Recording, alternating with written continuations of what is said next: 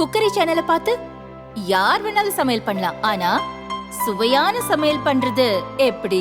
நான் இதயம் நல்லெண்ணெயில சமையல் பண்றேன். ஆஹா ஓஹோன்னு பாராட்டுறாங்க. நீங்களும் இதயம் நல்லெண்ணெயில சமையல் பண்ணுங்க, பாராட்ட வாங்குங்க. தினம் தோறும் வாங்குவே இதயம். தமிழக பகுஜன் சமாஜ் கட்சியின் முன்னாள் தலைவர் ஆம்ஸ்ட்ராங் கடந்த ஜூலை 5ஆம் தேதி சென்னையில் அவர் வீடு அருகே மர்ம கும்பலால் வெட்டி கொல்லப்பட்டார். இந்த கொலை தொடர்பாக பொன்னை பாலு, வழக்கறிஞர் அருள், வடசென்னை தாதா நாகேந்திரன், அவரது மகன் வழக்கறிஞர் அஸ்வத்தாமன், பாஜக நிர்வாகி அஞ்சலை, ரவுடி புதூரப்பு உள்ளிட்ட 29 பேர் கைது செய்யப்பட்டனர். இதில் பல கட்சிகளை சேர்ந்தவர்கள் அடக்கம் வழக்கறிஞர்களும் உள்ளனர். சென்னை புளியந்தோப்பைச் சேர்ந்த கூலிப்படை தலைவர் ஆற்காடு சுரேஷின் தம்பிதான் பொன்னை பாலு.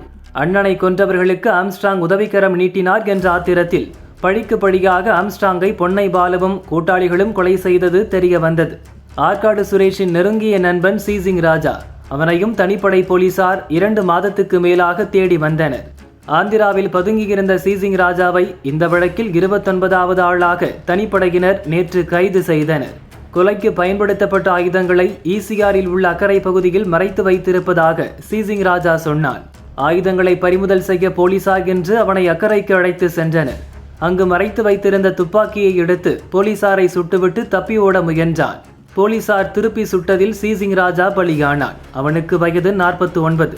ரவுடி சீசிங் ராஜா கிழக்கு தாம்பரத்தில் வசித்து வந்தான். ஆனால் அவனது பூர்வீகம் ஆந்திரா. 9ஆம் வகுப்பு வரை சீசிங் ராஜா படித்தான். படிக்கும்போது அவன் பெயர் ராஜாதான். படிப்பை பாதியில் விட்ட பிறகு தனியார் வங்கி ஒன்றில் வேலைக்கு சேர்ந்தான். தவணை கட்டாதவர்களின் வாகனங்களை சீஸ் செய்வதுதான் அவன் வேலை. அடாபடியாக வண்டிகளை கைப்பற்றி செல்வான். இதனால் அவன் பெயர் சீசிங் ராஜா என்றானது. வேலை காரணமாக அடிதடியில் ஈடுபட்டான். ரவுடிகளுடன் பழக்கம் ஏற்பட்டு பிறகு நாளடைவில் ரவுடியாக மாறினான். தாம்பரம் மார்க்கெட்டில் ரவுடியாக வலம் வந்தான். மாமூல் வசூலிப்பது, கட்ட பஞ்சாயத்து செய்வது என பிஸி ஆனான். ரியல் எஸ்டேட் தொழிலிலும் கால் வைத்தான். அங்கும் மிரட்டியே காரியத்தை சாதிப்பான். ரியல் எஸ்டேட் தொழிலில் தனக்கு ஒத்துவராத பில்டர்களை நாட்டு வெடிகுண்டு வீசியும் துப்பாக்கியால் சுட்டும் பயமுறுத்துவது வழக்கம். புளியந்தோப்பு கூலிப்படை தலைவன் ஆற்காடு சுரேஷுடன் பழக்கம் ஏற்பட்டது. பிறகு இருவரும் நண்பர்களாகினர். வடசென்னையில் அவர்களது ஆதிக்கம் வளர்ந்தது. தங்களுக்கு முட்டுக்கட்டையாக பிரபல ரவுடி சின்னா மற்றும் அவனது வழக்கறிஞரை ஆற்காடு சுரேஷ் மற்றும் சீசிங் ராஜாவின் ஆட்கள் 2010 தீர்த்து கட்டினர். 2015 பகுஜன் சமாஜ் கட்சி வடசென்னை மாவட்ட நிர்வாகி தென்னரசுவை நாட்டு வெடிகுண்டு வீசி கொன்றனர். ஆற்காடு சுரேஷுடன் சேர்ந்த பிறகு சென்னை முழுக்க சீசிங் ராஜா பிரபலமானான். ரவுடியிலிருந்து கூலிப்படை தலைவனானான். அடுத்தடுத்து கொலை வழக்குகள் சீசிங் ராஜா மீது பாய்ந்தன. மிக விரைவாகவே A+ கேட்டகரி ரவுடியானான். கொலை முயற்சி, ஆள் கடத்தல், பணம் கேட்டு மிரட்டுதல் என 35க்கும் மேற்பட்ட வழக்குகள் உள்ளன. தமிழகம் மட்டுமல்ல, சொந்த ஊரான ஆந்திராவிலும் அவன் மீது கொலை உள்ளிட்ட பல வழக்குகள் தொடரப்பட்டன. ஆந்திராவிலும் 2 பேரை சீசிங் ராஜாவின் கூலிப்படை வெட்டி கொன்றது.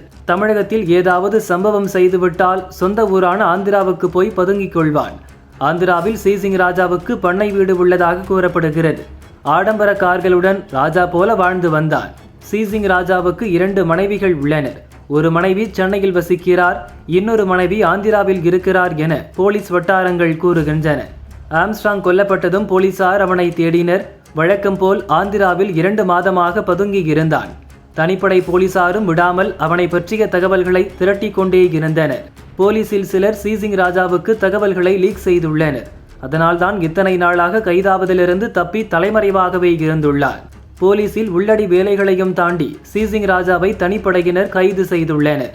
ஆம்ஸ்ட்ராங் கொலை வழக்கில் கைதான குன்றத்தூரைச் சேர்ந்த ரவுடி திருவேங்கடம் ஏற்கனவே என்கவுண்டர் செய்யப்பட்டான்.